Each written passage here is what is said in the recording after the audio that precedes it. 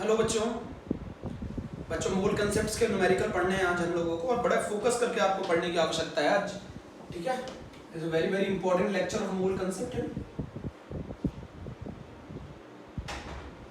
Mole concept का एक बहुत इंपॉर्टेंट लेक्चर है आज का। सबसे पहले मैं कुछ यूनिट्स के बारे में बात करूंगा।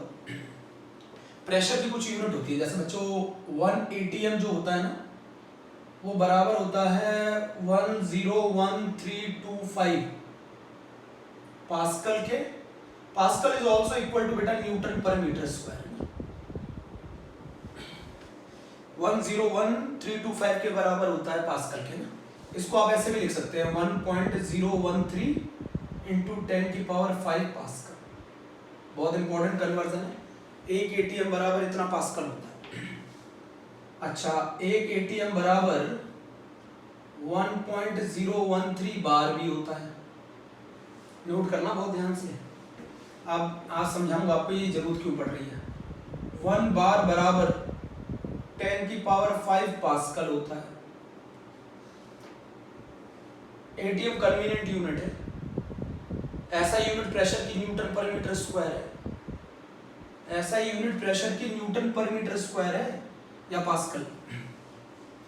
1 ATM बराबर 1.013 बार। अच्छा, 1 ATM बराबर 760 mm ऑफ Hg मरकरी के टर्म्स में नापा जाता है। आगे पढ़ोगे गैसियस स्टेट चैप्टर में ऐसा क्यों है, बैरोमीटर से नापा जाता है। 760 mm ऑफ Hg का मतलब है how many centimetre, 76 centimetre of Hg। इसका मतलब है how many metre, 0.76 metre of Hg। ऐसे भी लिख सकते हैं। 1 ATM बराबर 760 टॉर भी यूनिट होती है, ये सब जरूरत पड़ेगी आपको। 1 ATM is equal to 10132 pascal और न्यूटन पर मीटर स्क्वायर, जिसको आप लोग ऐसे भी लिखते हैं ना 1 ATM बराबर। बेटा ये पहले समझा के चल रहा हूँ क्योंकि ये मैं चैप्टर में रिक्वायर्ड होगी आगे वालों में। सब समझो ना, अच्छे से लिखना, बहुत अच्छे से।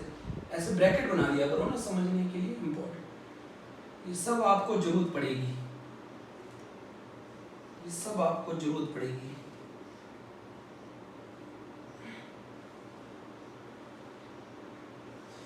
चलो इतना लिख लो पहले यूनिट का कन्वर्जन।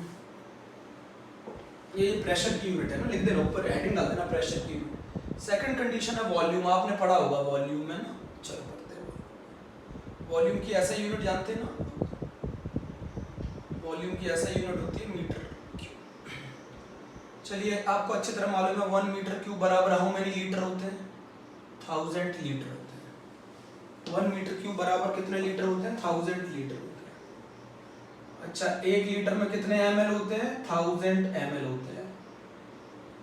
अच्छा, 1 लीटर में कितने सेंटीमीटर क्यूब होते हैं, 1000 सेंटीमीटर क्यूब होते हैं। 1 मीटर क्यूब में 1000 लीटर होते हैं। 1 लीटर में 1000 ml होते हैं। 1 लीटर में 1000 सेंटीमीटर क्यूब होते हैं। सुना ध्यान से। 1 मीटर क्यूब बराबर 1000 लीटर, 1 लीटर बराबर 1000 ml, 1 लीटर बराबर 1000 सेंटीमीटर क्यूब। 1 मीटर क्यूब बराबर 10⁶ सेंटीमीटर क्यूब। 1 मीटर क्यूब बराबर 10⁶ सेंटीमीटर क्यूब। नोट करो, 1 मीटर क्यूब बराबर 1000 लीटर, 1 लीटर बराबर 1000 ml, 1 लीटर बराबर 1000 सेंटीमीटर क्यूब। 1 मीटर क्यूब बराबर 10⁶ सेंटीमीटर क्यूब।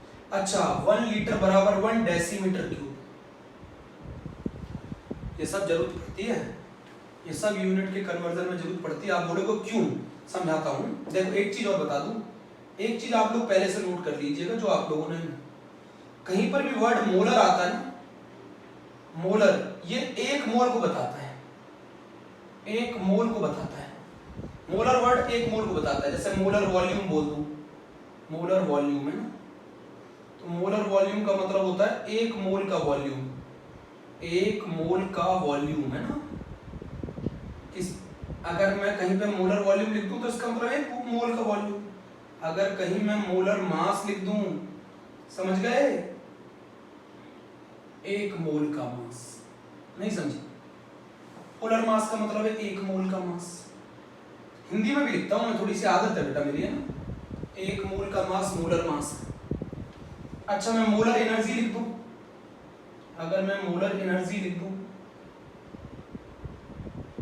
ये 1 मोल की एनर्जी है, 1 मोल की एनर्जी, जगह नहीं है वहां पे नीचे एनर्जी लिखा है, 1 मोल की एनर्जी। तो जहां वर्ड मोलर आता है, जहां पर वर्ड मोलर आता है, ये 1 मोल को बताता है।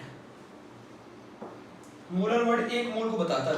1 एटीएम बराबर होता है 101325 पास्कल और न्यूटन पर मीटर स्क्वायर।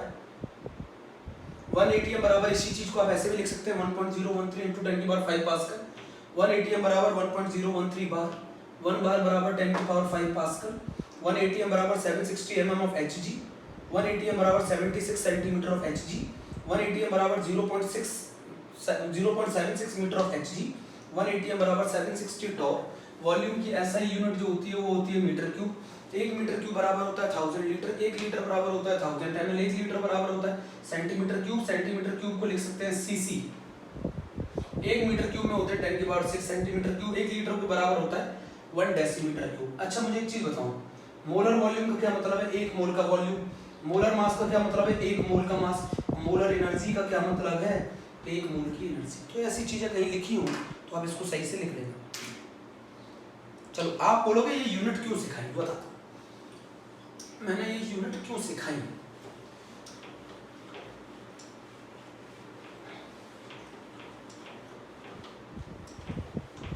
मोल कंसेप्ट के बेसिकली 3 फॉर्मूले हैं। आपको अच्छी तरह मालूम है मोल कंसेप्ट के बेसिकली 3 फॉर्मूले हैं। आपको मालूम है ना मोल कंसेप्ट के बेसिकली 3 फॉर्मूले? नहीं मालूम, मेरे बच्चों को नहीं मालूम है, अभी सिखा।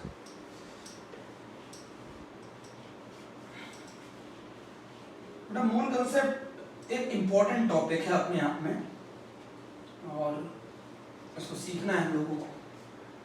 अब जरा जैसे समझो मेरी बात। आपने आइडियल गैस इक्वेशन पढ़ी थी ना? Ideal gas equation, ideal gas equation क्या थी जरा बताओ। मैंने थोड़ा बताया था पिछले टर्म पे, PV = nRT। थोड़ा सा बारे में बताना चाहता हूँ। PV = nRT। मैंने मोल्स के आपको 3 फॉर्मूले सिखाए थे। अच्छा, ideal gas equation, it is only valid for gases. Valid for gases, अच्छे से लिखना, ओनली वैलिड फॉर गैसेस। ठीक है। आर की जो वैल्यू है, आर कांस्टेंट है, यूनिवर्सल गैस कांस्टेंट है। आर क्या है? Universal gas constant. आर की जो वैल्यू है ना बेटा, वो प्रेशर और वॉल्यूम को किस में लिया गया उस पर डिपेंड करती है। मैं फिर बोल रहा हूं, आर की जो वैल्यू है वो इस बात पे डिपेंड की करती है कि आपने प्रेशर को किस यूनिट में लिया, वॉल्यूम को किस में लिया है। प्रेशर और वॉल्यूम को किस में लिया है। आर की यूनिट इस बात पे डिपेंड करती है कि प्रेशर और वॉल्यूम को किस में लिया है, किस में लिया है। प्रेशर और वॉल्यूम को किस में लिया है, इस पे डिपेंड करता है आर। आर किस पे डिपेंड करता है? आर डिपेंड करता है कि आपने प्रेशर और वॉल्यूम को किस में लिया है। बात समझना बहुत ध्यान से। आर यूनिवर्सल गैस कांस्टेंट है, बट आर इस बात पे डिपेंड करता है कि आपने प्रेशर और वॉल्यूम को किस में लिया है। जैसे मान लो, मैं समझाऊं, यहाँ पर ये लिखा है मैंने PV, ये N, R और T। यहाँ पे N तो मोल है, सही है, T टेम्परेचर है, R यूनिवर्सल गैस कांस्टेंट है, P प्रेशर है, V वॉल्यूम है। अच्छा, अगर आप प्रेशर को ATM में ले लो, प्रेशर को ATM में ले लो, वॉल्यूम को लीटर में ले लो, मोल तो मोल ही में लिए जाते हैं, टेम्परेचर को केल्विन में ले लो। क्या सुना? अगर प्रेशर को ATM में ले लो, वॉल्यूम को लीटर में ले लो, मोल को मोली में ले लो, टेम्परेचर को केल्विन में ले लो, तो R की जो वैल्यू आप यूज करेंगे, वो रेड कलर से बता रहा हूँ, R की जो वैल्यू यूज करेंगे, वो वैल्यू यूज करेंगे 0.0821 लीटर ATM पर मोल पर केल्विन। इसकी यूनिट होगी लीटर ATM पर मोल पर केल्विन। अच्छा, इसकी यूनिट से देखो, ये यूनिट ये बताती है कि जब आप इस यूनिट को यूज करेंगे तो वॉल्यूम लीटर में होना चाहिए, प्रेशर ATM में होना चाहिए, मोल मोल में होना चाहिए, टेम्परेचर केल्विन में होना चाहिए। समझ गए? इससे कैलकुलेशन करना थोड़ा डिफिकल्ट रहता है आर की इस वैल्यू से।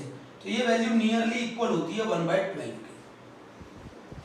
ये वैल्यू नियरली इक्वल होती है 1/12 के, क्योंकि इससे कैलकुलेशन करना थोड़ा सा डिफिकल्ट होता है।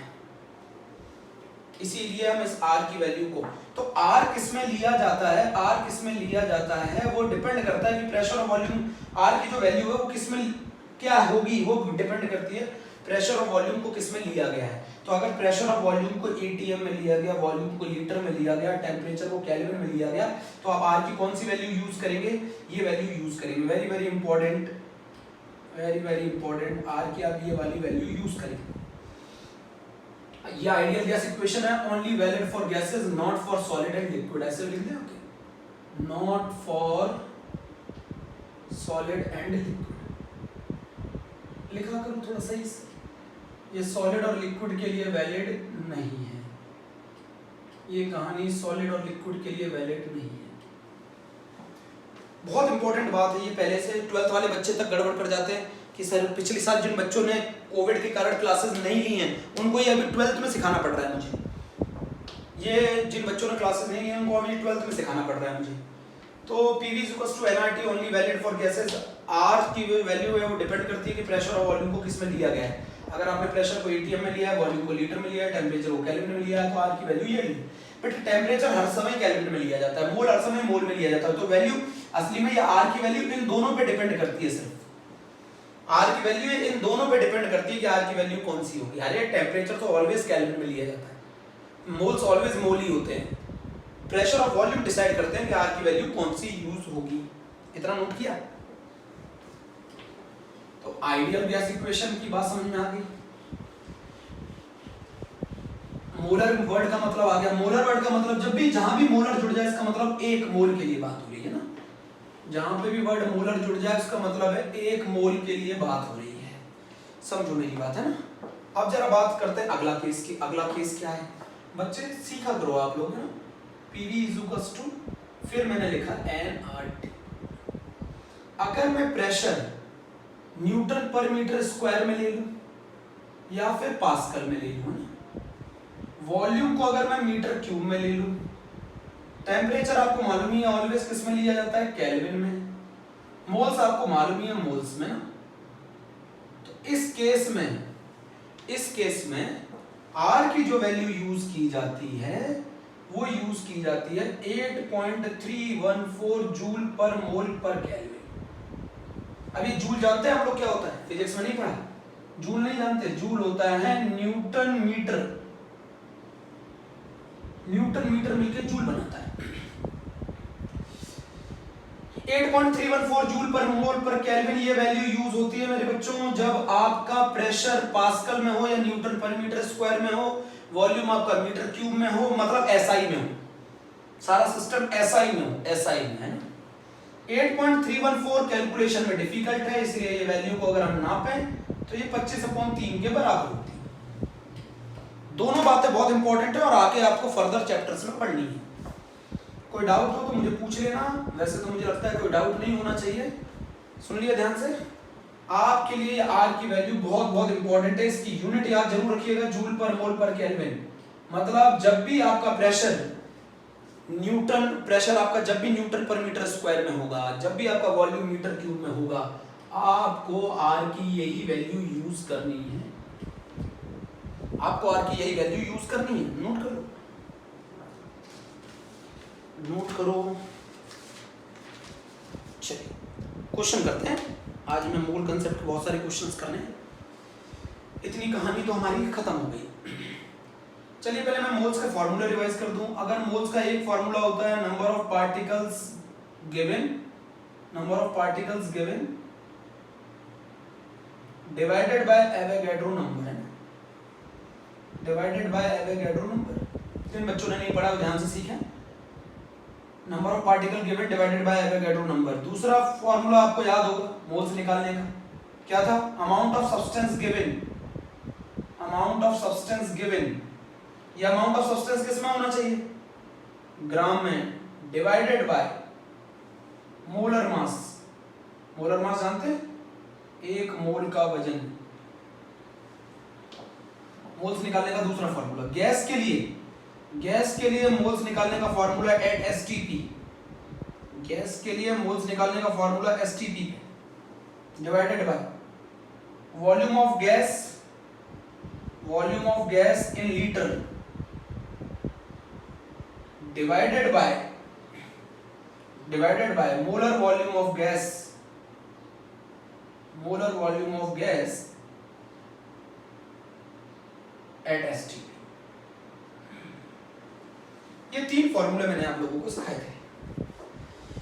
बेसिकली ये 3 ही फॉर्मूले हैं जिनकी कहानी है molar volume, number of particles. अगर आपको नंबर ऑफ पार्टिकल किसी सैंपल में दे रखे हैं उसे एवोगैड्रो नंबर से डिवाइड कर दो, किसी में अमाउंट ऑफ सब्सटेंस दे रखा है उसे मोलर मास से डिवाइड कर दो, किसी में मोल्स ऑफ गैस अगर निकालने और वॉल्यूम ऑफ गैस दे रखा है उसे मोलर वॉल्यूम से डिवाइड कर दो। आपको अच्छी तरह मालूम है मोलर वॉल्यूम अभी करंट में कितना है? अच्छा अभी बताओ, अभी मोलर वॉल्यूम कितना लिया जाता है? नया मोलर वॉल्यूम लिया जाता है 22.7 लीटर एट एसटीपी। एसटीपी में मोलर वॉल्यूम अभी कितना लिया जाता है? 22.7 लीटर। अच्छा ओल्ड में क्या लिया जाता था? ये तो कहानी है न्यू में। और ओल्ड में क्या लिया जाता था? 22.4 लीटर एट एसटीपी। अच्छा एक चीज बताओ मुझे समझाओ, ये ओल्ड था। मोलर वॉल्यूम का मतलब मालूम है सभी? मोलर वॉल्यूम का मतलब मालूम है? मोलर वॉल्यूम का मतलब नहीं मालूम? अच्छा मोलर मास का मतलब मालूम है सभी को? एक मोल सब्सटेंस का मास अगर आप ग्राम में लोगे उसी को बोला जाता है मोलर मास। जैसे मैं आपको समझा दूं, चलो एक मिनट समझा है ना, समझा दूं। जैसे मान लो अगर मैं आपको बोलूं मोलर मास निकालो वाटर का, मोलर मास ऑफ वाटर बड़ा आसान है। 16 ऑक्सीजन का मास, 2 हाइड्रोजन का मास कितना हो गया? 18 ग्राम पर मोल हो गया। कुछ नहीं है मोलर मास। मोलर मास है एक मोल सब्सटेंस का वजन ग्राम में। जैसे मैं बोलूं मोलर मास निकालो ग्लूकोज का, मोलर मास ऑफ ग्लूकोज, चलो बताओ कितना होगा? ग्लूकोज का फॉर्मूला तो सभी बच्चे जानते हैं, C6H12O6। कैसे निकालोगे मोलर मास ग्लूकोज का? कार्बन का मास 12 × 6, हाइड्रोजन का मास 1 × 12, ऑक्सीजन का मास 16 × 6, कितना आ गया? 180 ग्राम पर मोल। समझो एक मोल का वजन ग्राम में, उसी को बोला जाता है मोलर मास। अच्छा मैं जैसे बोलूं molar mass of oxygen gas, बताओ कितना होगा? एक ऑक्सीजन का 16 होता है, 2 ऑक्सीजन का 32 ग्राम। ये मोलर मास है। मोलर मास mm का मतलब मोलर मास है। मोलर मास असली में एक मोल का वजन है ग्राम में। अरे उस मास को ग्राम में ले लोगे तो एक मोल का वजन है। अच्छा मैं ये बोलूं एक मॉलिक्यूल का कितना मास है? एक molecule of 1 molecule of glucose का कितना मास है? 1 मॉलिक्यूल ऑफ ग्लूकोज का मास कितना है? वो तो बहुत कम होगा, वो तो बहुत कम होगा। कितना होगा बताओ? 180 U। अंतर समझो, अंतर समझो। वो एक मोल मॉलिक्यूल का वजन है। ये एक मोल मॉलिक्यूल का वजन है, ये एक मोल मॉलिक्यूल का वजन है, तभी तो यूनिट ग्राम पर मोल है। ये एक मॉलिक्यूल का वजन है, ये एक मॉलिक्यूल का वजन है। अगर आप किसी मॉलिक्यूल का वजन U से हटा के ग्राम में ले लें, उतना ही, जैसे इसका 180 से U से हटा के 180 U से हटा के 180 ग्राम कर दें इसको, तो कितनी चीजें चेंज हो जाती है। देखो ये एक मॉलिक्यूल का वजन है। अब ये जो 180 ग्राम है ना, ये एक मोल मॉलिक्यूल का वजन है। ये मैंने आपको लास्ट टाइम सिखाया था, ये एक मोल मॉलिक्यूल का वजन है। ये एक मॉलिक्यूल का वजन है, ये एक मोल मॉलिक्यूल का वजन है। एक मोल में कितने पार्टिकल्स होते हैं? एवोगैड्रो नंबर के बराबर। एक मोल में कितने पार्टिकल्स होते हैं? एवोगैड्रो नंबर के बराबर। इतनी तो कहानी लिखी है ना, ठीक है।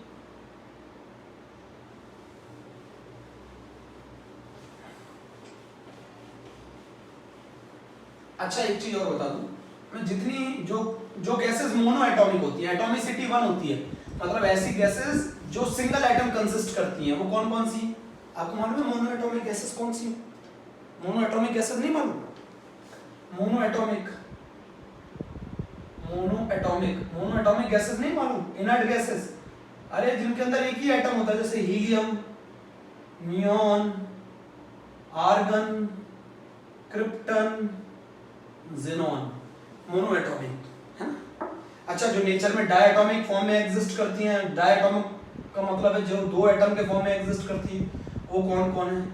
H2, N2, O2, CO, NO, ये सब डायटॉमिक गैसेस है। ट्राइएटॉमिक गैसेस कौन सी? ट्राइएटॉमिक गैसेस बोलो जिसमें 3 एटम्स कंसिस्ट होते हैं, जैसे CO2, जैसे NO2, जैसे ओजोन, ये ट्राइएटॉमिक गैसेस हैं। मोनोएटॉमिक गैसेस ये हैं। अगर मान लो मैं एक सिर्फ ऑक्सीजन लिखूं, मैं ना बताऊं ये एटम है कि मॉलिक्यूल है, तो आपको ये समझना है O2। अरे नेचर में ऑक्सीजन किस फॉर्म में स्टेबल है? नेचर में क्लोरीन किस फॉर्म में स्टेबल है? Cl2। समझ गए? नहीं समझे? मान लो अगर कहीं आपको समझ में नहीं आ रहा हो कि O लेना है कि O2 लेना है, तो आप समझ जाइए, अगर उसने नहीं लिखा हो, O अकेला ना लिखा हो, तो आपको O2 की फॉर्म लेनी है। पूछो क्यों? नेचर में ऑक्सीजन किस फॉर्म में मिलता है? O2 के फॉर्म में। अभी समझाऊंगा एक क्वेश्चन में, है ना? नेचर में ऑक्सीजन किस फॉर्म में मिलता है? O2 के फॉर्म में मिलता है। तो कौन सी गैसेस एक एटम कंसिस्ट करती हैं? Helium, neon, argon, krypton, xenon. कौन सी गैसेस डायटोमिक, मतलब नेचर में दो एटम के फॉर्म में मिलती है? Hydrogen, nitrogen, oxygen, carbon monoxide, N2O, Cl2। कौन सी गैसेस ट्राइएटॉमिक है? CO2, NO2 होती है। जरूरत पड़ेगी। अच्छा, पहला क्वेश्चन है इजी क्वेश्चन, NCERT है, इजी। पहला मैं इजी क्वेश्चन कराता हूं। इजी क्वेश्चन ये है, 24 ग्राम ऑफ हीलियम गैस। एक सैंपल है हीलियम गैस का जिसका वजन है 24 ग्राम। सब्सटेंस दे रखा है। क्वेश्चन पार्ट 1 पूछ रहा है कि calculate number of moles of helium, है ना? पहला तो ये पूछ रहा है, ठीक है। फिर वो पूछ रहा है सेकंड पार्ट, बहुत ही आसान क्वेश्चन है, सिर्फ प्रैक्टिस के लिए कराना। दूसरा क्वेश्चन पूछ रहा है calculate the number of atoms. Number of atoms of helium भी कैलकुलेट करो। ये दो क्वेश्चन पूछ रहा है, 24 ग्राम of helium gas. Easy question, चलो करूं सॉल्यूशन करूं। अच्छा, आपको मालूम है मोल्स ऑफ हीलियम निकालने का formula? Amount of substance given divided by molar mass. Molar mass कितना होता है हीलियम का? 4 ग्राम। अरे हीलियम का मोलर मास 4 ग्राम होता है, नहीं पढ़ा? हीलियम का मोलर मास कितना होता है? 4 ग्राम। मोल्स आ गए हीलियम के कितने? 6 मोल्स आ गए। 6 मोल्स आ गए हीलियम के। पहला पार्ट खत्म हो गया। एक मोल में कितने एटम होते हैं प्यारे बच्चों? एक मोल में कितने होते हैं? Na।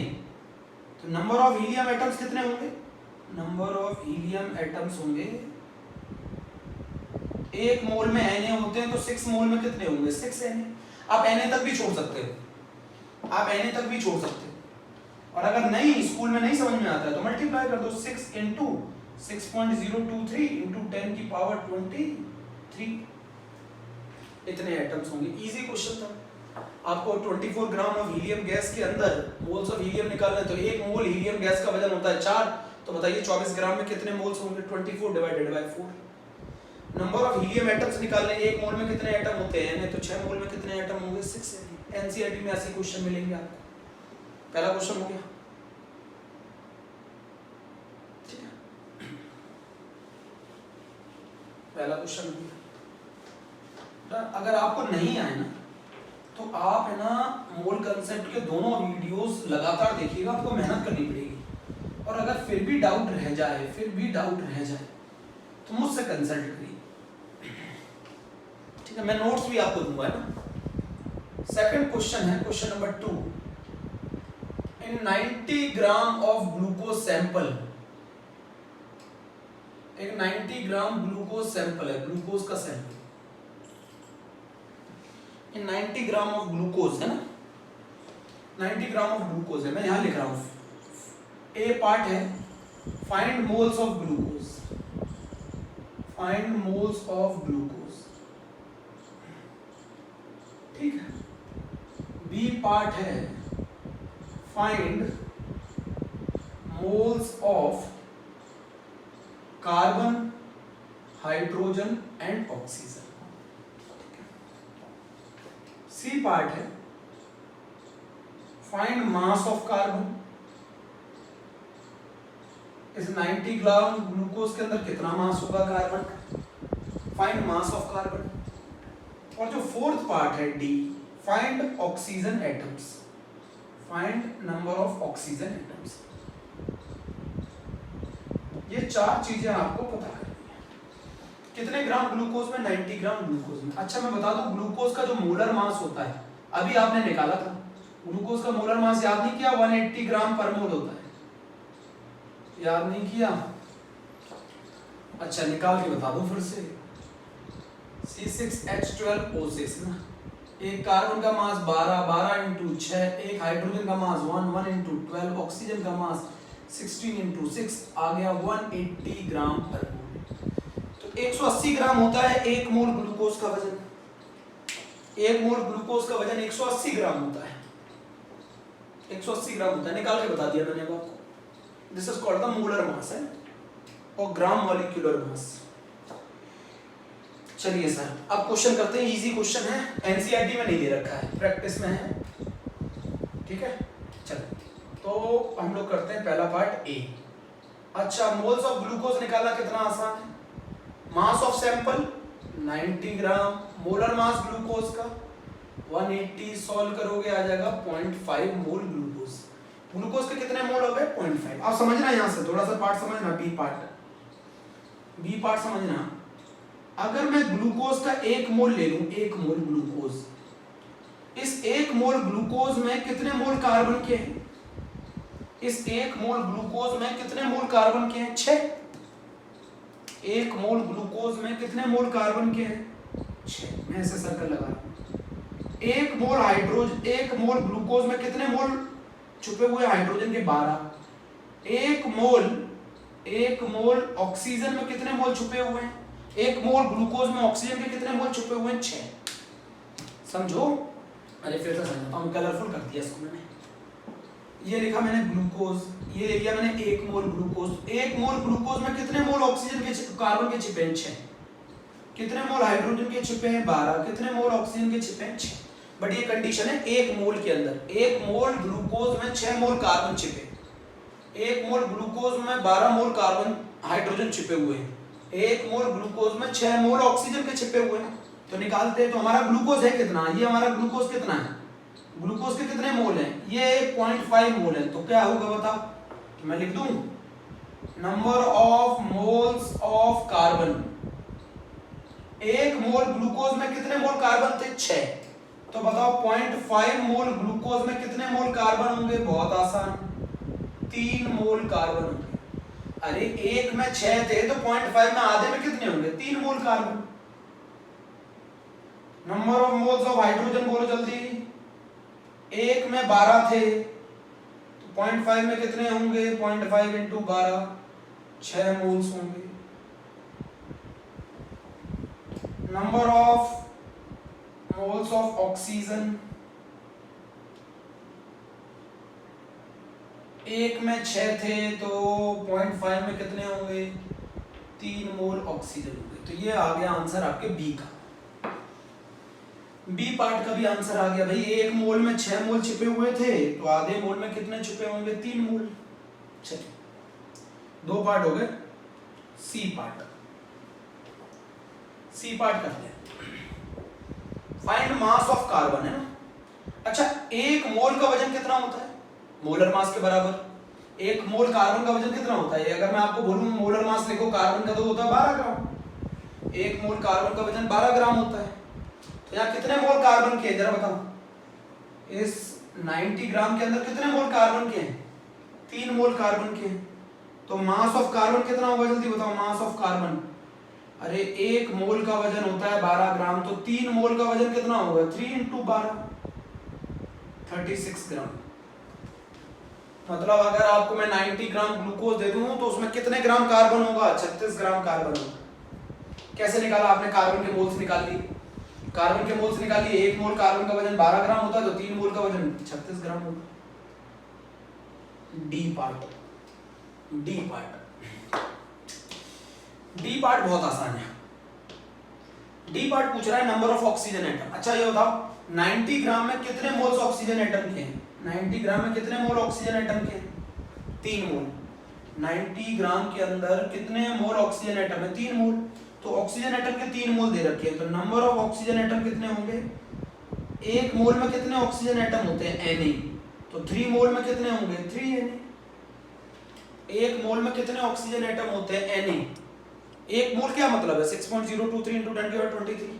1 मोल में कितने ऑक्सीजन एटम होते हैं? Na। तो नंबर ऑफ ऑक्सीजन एटम कितने होंगे? 3 Na।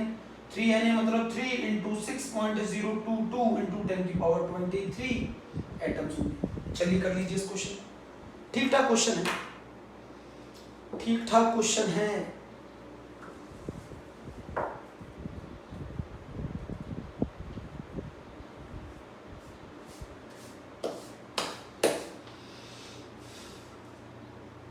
नोट करा, जल्दी से नोट कर लो, जल्दी से।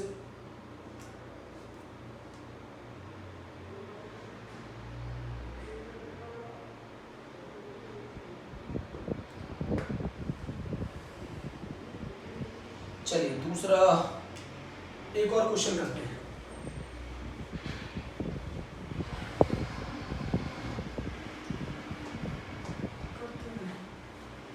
अभी तो आसान क्वेश्चन करा रहा हूँ बच्चों, अभी तो आसान प्रैक्टिस के क्वेश्चन है, बहुत आसान। आपको इनसे घबराना नहीं है, इनसे आपको प्रैक्टिस करनी है। क्वेश्चन तो अभी स्टैंडर्ड आए कहाँ है, अगले लेक्चर पे आएंगे, अगले लेक्चर पे आएंगे, अगले लेक्चर पे आएंगे मेरे प्यारे बच्चों। अब एक एनसीईआरटी का क्वेश्चन करा दें, आपके यूनिट टेस्ट वगैरह में बहुत ज्यादा पूछा जाएगा, जब भी एक एनसीईआरटी का क्वेश्चन कर लेते हैं, क्वेश्चन नंबर 3। चलिए एक एनसीईआरटी का क्वेश्चन कर लेते हैं। Calculate number of atoms in following cases, है ना, इन सभी में नंबर ऑफ एटम्स निकालने हैं, नंबर ऑफ एटम्स निकालने हैं सभी केसेस में। कैलकुलेट नंबर ऑफ एटम्स, तो पहला पार्ट दे रखा है 52 mole of argon, 52 mole of argon, इसमें नंबर ऑफ एटम्स निकालने हैं। फिर दे रखा है 52 ग्राम हीलियम, इसमें नंबर ऑफ एटम्स निकालने हैं। एक दे रखा है 52 यू ऑफ हीलियम, इसमें नंबर ऑफ एटम्स निकालने। तो 3 केसेस में आपको नंबर ऑफ एटम्स निकालने हैं। किस किस केस में निकालने हैं जल्दी बताओ? 52 mole of argon, 52 gram of helium, 52 u of helium, है ना, इन 3 केसेस में निकालने। चलिए सॉल्यूशन करो, आप करोगे पहले? चलो मैं आपको टाइम देता हूं, आप करो पहले, फिर चेक करना आंसर। आप करो पहले, सॉल्यूशन कर रहे हैं।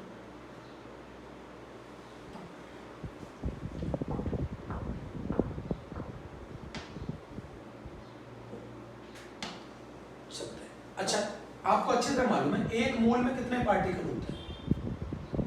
एक मोल में Na होते हैं, एक मोल में Na पार्टिकल्स होते हैं। तो ये क्वेश्चन पूछ रहा है 52 मोल ऑफ आर्गन में कितने एटम्स होंगे? तो number of argon atoms in 52 mole, एक मोल में Na होते हैं तो 52 Na हो गए। एक मोल में Na होते हैं तो 52 मोल में 52 Na हो गए। सॉल्व करना चाहते हो तो कर लेना, घर में बैठे बैठे समय है तो कर लेना, वरना Na तक छोड़ सकते हो, कंसेप्ट समझने की आवश्यकता है। तो नंबर ऑफ आर्गन एटम्स हो गए 52 मोल्स में 52 इंटू 6.022 इंटू 10⁻23। तो ये तो हो गया आपका पहला पार्ट। दूसरा पार्ट समझिए, दूसरा पार्ट कैसे करेंगे? दूसरा पार्ट कैसे करेंगे? 52 ग्राम ऑफ हीलियम, मास दे रखा सैंपल, तो number of moles of helium निकालो। चलो 52 gram of helium, 52 gram of helium, 52 gram of helium divided by 4 ग्राम पर मोल। एक मोल हीलियम का वजन 4 ग्राम होता है, डिवाइड करो, सॉल्व करो, 13 मोल आ गए, 13 मोल आ गए हीलियम के। एक मोल में कितने पार्टिकल होते हैं? नंबर ऑफ एटम्स कितने होते हैं एक मोल में? Na के बराबर। तो नंबर ऑफ हीलियम एटम 13 मोल में कितने होंगे जरा बताओ जल्दी? 13 Na होंगे। सॉल्व कर लोगे ना? एक मोल में Na होते हैं तो 13 मोल में कितने होंगे? 13 Na होंगे। कितने केसेस हो गए? दो हो गए। थर्ड वाला केस में थोड़ी सी गलती कर देते हैं बच्चे, थर्ड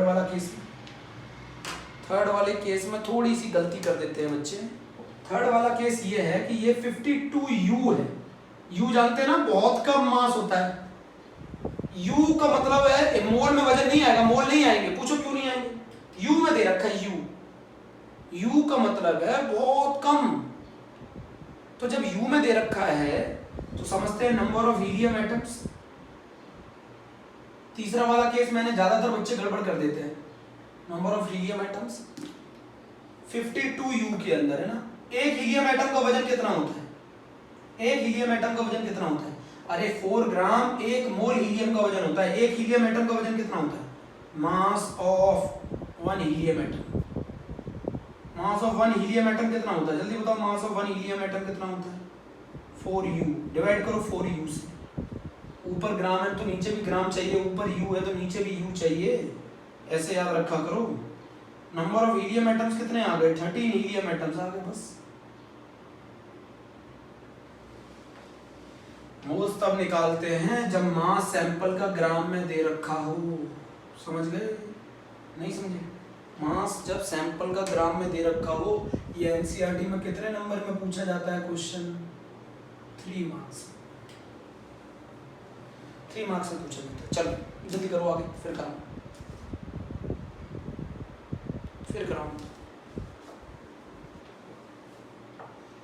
रफ कर दूं? समझो कहां डाउट आ रहा है। मोल्स कब निकाले जाते हैं? जब mass amount of substance given in gram divided by the molar mass. यहां कैसे अमाउंट ऑफ सब्सटेंस ग्राम में कहां है? 52 U है, तो हीलियम एटम का भी मास U में लेना पड़ेगा। तो mass of 1 helium atom is 4U। यहां मास ग्राम में था तो नीचे भी ग्राम में लेना पड़ेगा, तो मोलर मास लेना पड़ेगा। मोल्स निकालते वक्त ऑलवेज मोलर मास की आवश्यकता होती है। Amount of substance given divided by the molar mass, moles.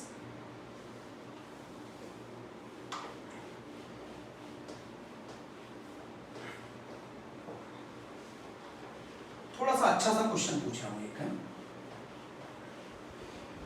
एक अच्छा सा क्वेश्चन पूछा।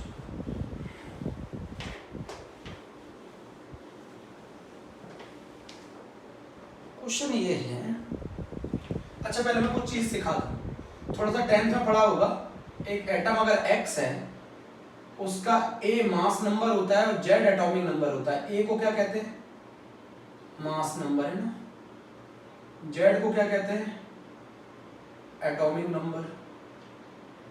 एटॉमिक नंबर किसके बराबर होता है? नंबर ऑफ प्रोटॉन्स के बराबर होता है। एटम के लिए बात कर रहा हूं। एटॉमिक नंबर किसके बराबर होता है? Number of protons.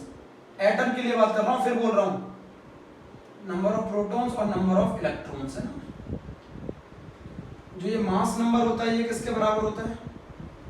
Mass number जो होता है ये होता है न्यूट्रॉन प्लस प्रोटॉन के सम के बराबर। ये सब 10th क्लास में आना चाहिए था। न्यूट्रॉन प्लस प्रोटॉन का जो सम होता है वो कहलाता है मास नंबर, सही है। और एटॉमिक नंबर क्या कहलाता है? नंबर ऑफ प्रोटॉन और नंबर ऑफ इलेक्ट्रॉन, है ना। तो अगर मैं A में से Z को माइनस कर दूंगा तो मेरे नंबर ऑफ न्यूट्रॉन्स आ जाएंगे। मास नंबर में से एटॉमिक नंबर को माइनस कर दो तो नंबर ऑफ न्यूट्रॉन आ जाते। ठीक है, इतना आना चाहिए था। जैसे आप बोलोगे क्या है, कार्बन का केस ले लेता हूं। कार्बन का मास नंबर 6 है, तो इसमें बताओ कितने प्रोटॉन होंगे? नंबर ऑफ प्रोटॉन्स बताओ, एटॉमिक नंबर के बराबर होते हैं 6। नंबर ऑफ इलेक्ट्रॉन्स बताओ, न्यूट्रल है ना, नंबर ऑफ प्रोटॉन और नंबर ऑफ इलेक्ट्रॉन बराबर होंगे 6। न्यूट्रॉन बताओ, नंबर ऑफ न्यूट्रॉन कितने होंगे? जल्दी बताओ, 12 माइनस 6। किसी भी एटम के केस में जितने प्रोटॉन होते हैं उतने इलेक्ट्रॉन होते हैं। अच्छा, हाइड्रोजन के केस में बताओ 1H1। हाइड्रोजन के अंदर नंबर ऑफ प्रोटॉन्स होते हैं 1। हाइड्रोजन में नंबर ऑफ इलेक्ट्रॉन्स भी होते हैं 1, बट आपको जानकर खुशी होगी कि नंबर ऑफ न्यूट्रॉन्स 0 होते हैं। ठीक है, सही है। ठीक है, नंबर ऑफ न्यूट्रॉन 0 होते हैं। क्वेश्चन अच्छा सा है, स्टैंडर्ड, नॉट इन एनसीईआरटी, है ना। बच्चों मैं थोड़ा सा स्टैंडर्ड बढ़ाऊंगा, लेवल बढ़ाऊंगा। अब मैं एनसीईआरटी से ऊपर पहुंच गया हूं ना। Question on not in NCERT. Question है 8 ग्राम अगर मैं आपको CH4 दे दूं, 8 ग्राम ऑफ CH4, अगर मैं आपको 8 ग्राम CH4 दे दूं तो उसमें आप क्या क्या पता करो? First A, number of moles of CH4 पता करो। B, नंबर ऑफ प्रोटॉन्स पता करो, सी नंबर ऑफ इलेक्ट्रॉन्स पता करो, डी नंबर ऑफ न्यूट्रॉन्स पता करो। ये नंबर है पूरा। मैं अच्छा हम लैंग्वेज में लिख दूं थोड़ा सा, वरना तुम कंफ्यूज हो जाओगे। लैंग्वेज में लिख देता हूं। पहला चीज जो पता करोगे वो पता करोगे मोल्स ऑफ CH4, फिर करोगे नंबर ऑफ प्रोटॉन्स पता, फिर पता करोगे नंबर ऑफ इलेक्ट्रॉन्स, फिर पता करोगे नंबर ऑफ न्यूट्रॉन्स। करो आप लोग, करो तो क्वेश्चन में बताओ। आप तो करके देखा करो। अरे हर चीज मैं ही कर दूंगा, आपको तो फिर नोट करना रह गया ना। करके बताओ,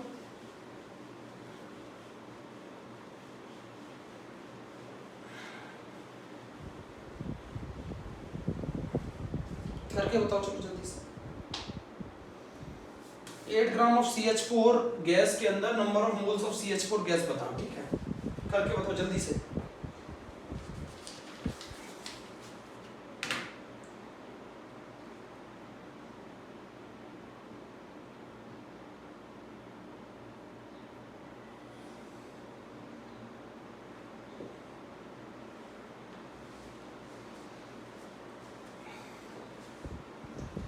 जल्दी करो बता।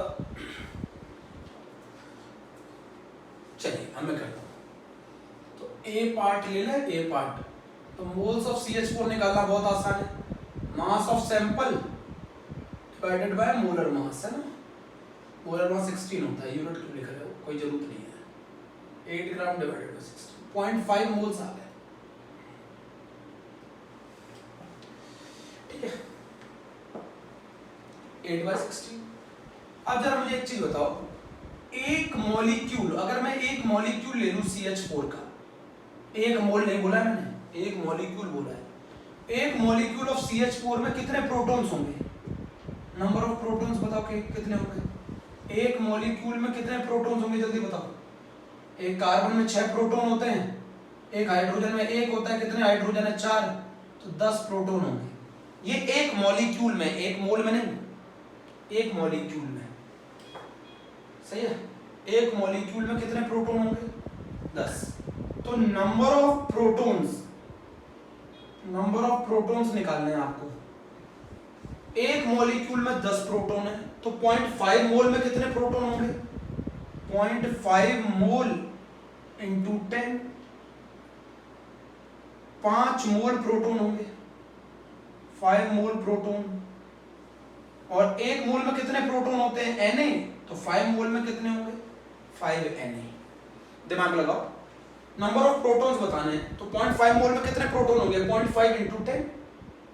एक मॉलिक्यूल में 10 प्रोटॉन है, तो 0.5 मोल में कितने होंगे? 0.5 इंटू 10, तो 0.5 इंटू 10 मतलब 5 मोल प्रोटॉन होंगे। एक मोल में कितने प्रोटॉन होते हैं? Na, तो 5 में कितने होंगे? 5 Na। चेक करो, 5 Na होंगे ना। अच्छा ये बताओ number of electron, number of, एक मॉलिक्यूल CH4 में कितने प्रोटॉन होते हैं? 10। एक मॉलिक्यूल CH4 में कितने इलेक्ट्रॉन होते हैं? इलेक्ट्रॉन बताओ कितने होते हैं? 10। कैसे? 6 इलेक्ट्रॉन कार्बन में होते हैं, 1 इलेक्ट्रॉन हाइड्रोजन में होता है, 4 हाइड्रोजन है तो 10 इलेक्ट्रॉन होते हैं। तो नंबर ऑफ इलेक्ट्रॉन्स बताओ कितने होंगे? 0.5 इंटू 10, कितने हो गए? 5 मोल इलेक्ट्रॉन हो गए। और एक मोल में कितने इलेक्ट्रॉन होते हैं? Na, तो 5 मोल में कितने होंगे? 5 Na। भैया कितने मोल है? 0.5 मोल है। एक मॉलिक्यूल में इतने इलेक्ट्रॉन होते हैं, तो 0.5 मोल में कितने होंगे? 0.5 इंटू 10, 5 मोल इलेक्ट्रॉन होंगे, 5 मोल इलेक्ट्रॉन होंगे। 0.5 मोल मीथेन, 0.5 मोल मीथेन में कितने मोल इलेक्ट्रॉन होंगे? 10 गुना ज्यादा, तो 5 मोल इलेक्ट्रॉन होंगे। और एक इलेक्ट्रॉन में कितने पार्टिकल होते हैं? Na, तो 5 में कितने होंगे? 5 Na। करना पड़ेगा ना, थोड़ा समझना पड़ेगा ना। ये एक मॉलिक्यूल में, एक मोल में नहीं, एक मोल में निकालना होगा, इतने से मल्टीप्लाई करेंगे। अच्छा एक मॉलिक्यूल ऑफ CH4 में कितने न्यूट्रॉन्स होते हैं? न्यूट्रॉन्स बताओ कितने होते हैं? न्यूट्रॉन्स होते हैं कार्बन में 6 इंटू 1, हाइड्रोजन में न्यूट्रॉन होते हैं 0 इंटू 4, तो 6 न्यूट्रॉन होते हैं। एक CH4 में 6 न्यूट्रॉन होते हैं, तो 0.5 मोल में कितने होंगे?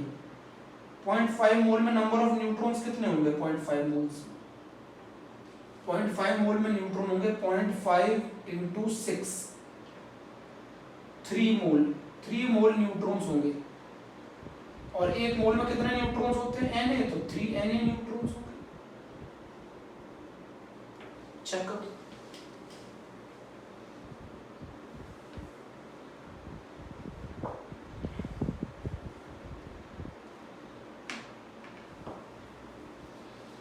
चलिए फिर से करते हैं इस क्वेश्चन को एक बार इस क्वेश्चन को फिर से करते हैं।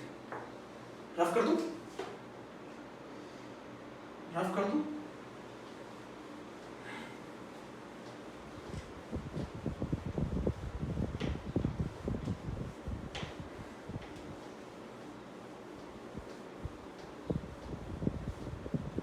बिल्कुल आराम से करेंगे, समझ के। आपने पहली बार कर दिया होगा, मैं दूसरी बार कर रहा हूं।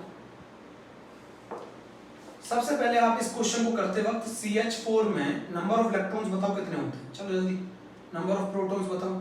6 × A, एक कार्बन में 6 प्रोटॉन होते हैं, एक हाइड्रोजन में 1 प्रोटॉन होता है, × 4 मतलब 10 प्रोटॉन होते हैं।